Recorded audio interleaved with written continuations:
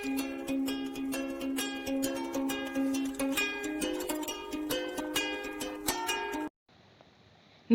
বন্ধুসকল, সকলোকে পুনৰবাৰ স্বাগতম জনাইছোঁ মোৰ চেনেললৈ।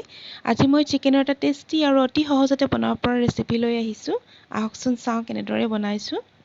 প্ৰথমতে মই এখন কেৰাহীত 1 চামুচ গোটা জিৰা, এখন তেজপাত, 2ডোখৰ দালচিনি, 2টা লং, 2টা ইলাচি আৰু কেইটামান জালুক গৰম হোৱাকৈ ভাজি লৈছোঁ। ইয়াৰ পৰা গোন্ধ আহিব লাগিব আৰু এইখিনি ফুটিব যেতিয়া ঠিক সিমানখিনি সময়লৈকে ভাজিলেই হ'ল।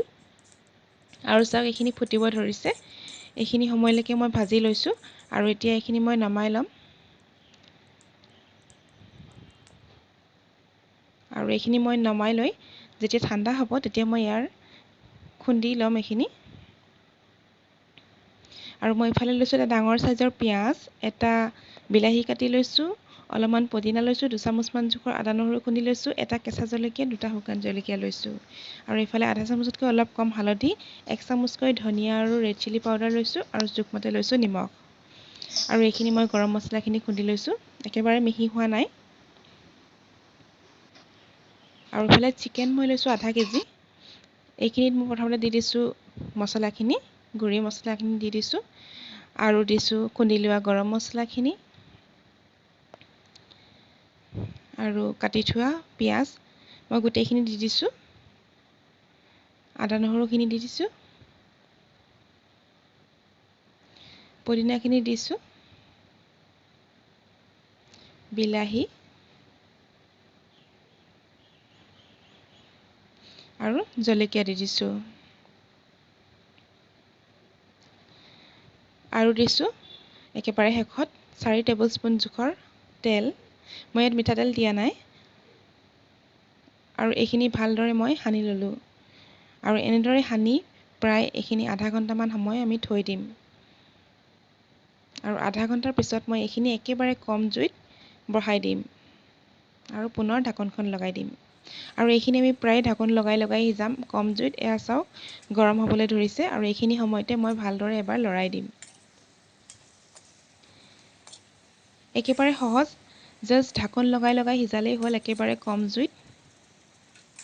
আৰু মই পুনৰ ঢাকনখন লগাই দিছোঁ ভালদৰে লৰাই লৈ। আৰু মাজে মাজে চেক কৰি থাকিলেই হ'ল। এয়া চাওক লাহে লাহে গৰম হৈ সিজিছে আৰু পুনৰ মই এইটো সময়তে আকৌ লৰাই দিছোঁ।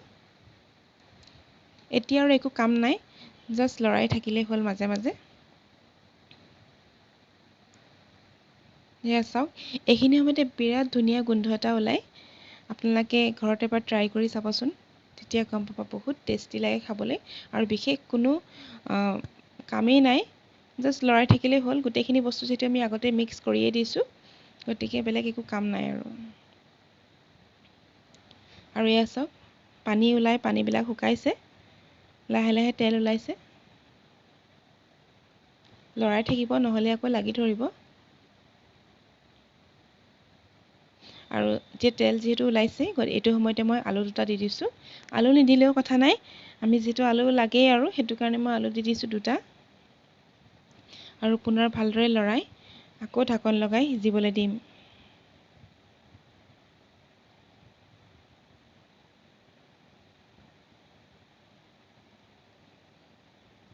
আৰু এয়া চাওক পানী শুকালে তেল ওলাইছে।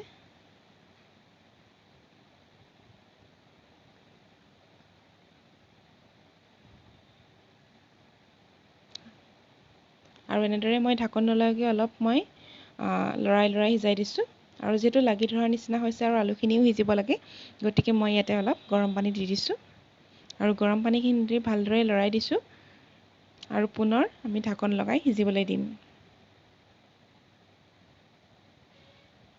এয়া চাওক ধুনীয়াকৈ উতলি আছে, পানীখিনিও কমি গৈছে, আমাৰ আলুখিনিও সিজা ষ্টাৰ্ট হৈ গ'ল।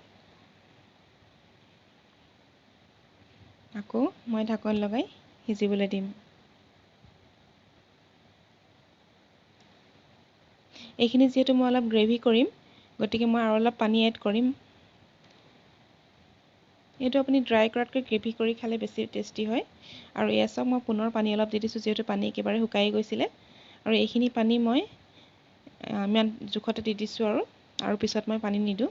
আলুও সিজি গৈছে এইখিনি জাষ্ট অলপ দেৰি উতলিলেই হ'ল গোটেইখিনি বস্তু আমাৰ সিজিয়ে আছে আৰু এয়া চাওক মই নমোৱাৰ আগে এবাৰ দেখাই দিছোঁ বিৰাট টেষ্টি হয় একেবাৰে সহজ আপোনালোকে এবাৰ বনাই চাব আৰু যিহেতু নমোৱাৰ পিছত পানীখিনি অলপ শুকাই যাব গতিকে মই ইমানটো জোখতে নমাই দিছোঁ আপোনালোকে এবাৰ ঘৰত ট্ৰাই কৰি চাব যদি ভাল পায় লাইক কৰিব কমেণ্ট কৰিব আৰু ছাবস্ক্ৰাইব কৰিব মোৰ চেনেলটো ধন্যবাদ